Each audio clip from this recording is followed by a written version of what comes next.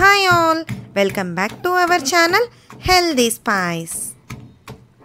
ఇవాళ మన ఛానల్లో నేను వచ్చేసాను మీ ముందుకి ఒక మంచి రోటి పచ్చడి రెసిపీతో అండి.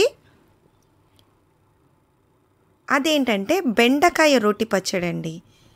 వేడి వేడి అన్నంలోకి కాస్తంత బెండకాయ రోటి పచ్చడి వేసుకుని దానిలోకి కొంచెం నెయ్యి కానీ నూనె కానీ అలా దట్టించుకుని అలా కలుపుకొని తింటే ఉంటుంది.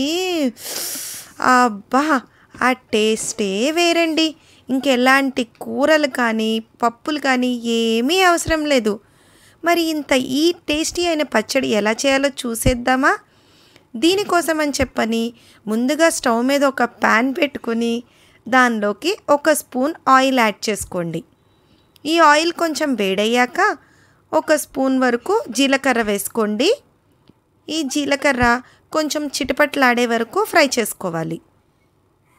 జీలకర్ర కొంచెం చిటపట్లాడాక దీనిలోకి ఒక 7-8 పచ్చిమిరపకాయల్ని కట్ చేసి వేసుకోండి. మీ కారానికి తగ్గట్టు ఒక 2 మిరపకాయలు తగ్గించుకోవటం కానీ పెంచుకోవటం కానీ చేసుకోండి.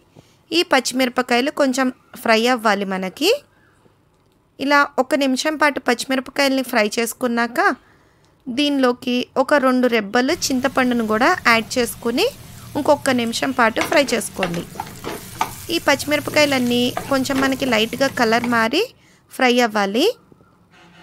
ఈ విధంగా ఫ్రై అయ్యాక స్టవ్ ఆఫ్ చేసుకుని వీటన్నిటిని ఒక ప్లేట్లోకి పక్కకి తీసేసుకోండి. ఈ విధంగా పక్కకు తీసేసుకున్నాక ఇప్పుడు అదే ప్యాన్లోకి ఇంకొక స్పూన్ వరకు ఆయిల్ వేసుకోండి. ఈ ఆయిల్ కొంచెం వేడయ్యాక దీనిలోకి ఒక 10 నుంచి 12 బెండకాయని శుభ్రంగా కడిగి ఆరబెట్టుకుని అస్సలు తడనేది లేకుండా మీడియం సైజ్ ముక్కలుగా కట్ చేసి ఈ ఆయిల్లో వేసుకుని ఫ్రై చేసుకోండి. ఈ ఫ్రై అనేది మనకి మరీ కూరకి ఫ్రై అయ్యేంత వరకు ఫ్రై అవ్వాల్సిన అవసరం లేదు. కాస్తంత లైట్గా మనం పులుసుకి చేస్తాం కదా ఫ్రై, ఆ మాత్రం ఫ్రై అయితే సరిపోతుంది. అలా ఫ్రై చేసుకుంటేనే ఈ పచ్చడి టేస్ట్ అనేది చాలా బాగుంటుంది.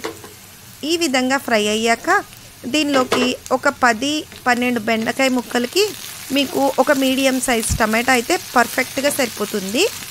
ఈ టమాటాని ముక్కలుగా కట్ చేసుకుని యాడ్ చేసుకుని ఫ్రై చేసుకోండి. అయితే ఇది ఫ్రై చేసుకునేటప్పుడు మూత మాత్రం పెట్టకండి. మూత పెడితే మనకి ఈ బెండకాయలు అనేవి మెత్తగా అయిపోయి జిగురు వచ్చేస్తాయి. మూత పెట్టకుండానే ఈ విధంగా ఫ్రై చేసుకుని స్టవ్ ఆఫ్ చేసుకుని పక్కన పెట్టేసుకోండి. ఇప్పుడు ఈ బెండకాయలు అనేవి చల్లారే లోపల ఒక రోల్ తీసుకుని దానిలోకి ముందుగా మనం మగ్గించి పెట్టుకున్న పచ్చిమిరపకాయలు, జీలకర్ర, చింతపండు కూడా వేసుకుని శుభ్రంగా దంచుకోవాలి. ఈ విధంగా దంచుకోండి. మెత్తగా అవ్వాలి, అలాగే కచ్చాపచ్చాగా ఉండాలి. అలా దంచుకోవాలి. చూడండి, ఇక్కడ నేను మీకు చూపిస్తున్నాను ఎట్లా మెత్తగా అయిందో ఇది. ఈ విధంగా దంచుకున్నాక మీ దగ్గర రోల్ కనుక లేకపోతే మిక్సీలో పల్స్ మోడ్లో పెట్టుకుని ఆన్ అండ్ ఆఫ్ చేసుకుంటూ గ్రైండ్ చేసుకోండి. ఈ విధంగా మెత్తగా అయిపోయాక మనం ముందుగా మగ్గించి పెట్టుకున్న బెండకాయ టమాటా ముక్కల్ని కూడా ఈ రోట్లో వేసుకుని కచ్చాపచ్చాగా దంచుకోవాలండి. ఈ పచ్చడి మరీ మెత్తగా పేస్ట్ అయిపోతే బాగోదు, కచ్చాపచ్చాగా ఉంటేనే బాగుంటుంది. ఇప్పుడు ఇలా దంచుకున్నాక దీనిలో సరిపడినంత సాల్ట్ వేసుకుని బాగా నూరుకోవాలి. మిక్సీలో వేసుకునేటట్టయితే చెప్పా కదండి, పల్స్ మోడ్లో పెట్టుకుని ఆన్ అండ్ ఆఫ్ చేసుకుంటూ గ్రైండ్ చేసుకోండి. అస్సలు పేస్ట్ మాత్రం చేయకండి, పచ్చడి టేస్ట్ అంతా పాడైపోతుంది మనకి. ఈ విధంగా కచ్చాపచ్చాగా నూరేసుకున్నాక దీనిలోకి ఒక మీడియం సైజ్ ఉల్లిపాయని తీసుకుని ఇట్లా ఉల్లిపాయని ఫుల్గా వేసేసుకుని దంచుకోండి. ఈ ఉల్లిపాయ ఇట్లా ఫుల్గా వేసుకుని దంచుకోవటం మూలంగా మనకి పచ్చడిలోకి ఉల్లిపాయ అనేది నలగకుండా ముక్కలుగా తగులుతూ టేస్ట్ అనేది చాలా బాగుంటుంది మనకి. చూడండి, ఇప్పుడు మీకు చూపిస్తాను నేను ఇక్కడ. ఉల్లిపాయ ముక్కలు అనేవి మనకి పైన కనిపిస్తూ సొహం నలగకుండా ఎట్లా ఉన్నాయో చూడండి. ఈ విధంగా దంచుకుంటే సరిపోతుంది మనకి. అంతే అండి, ఎంతో టేస్టీ అయిన పచ్చడి అయితే రెడీ అయిపోయింది.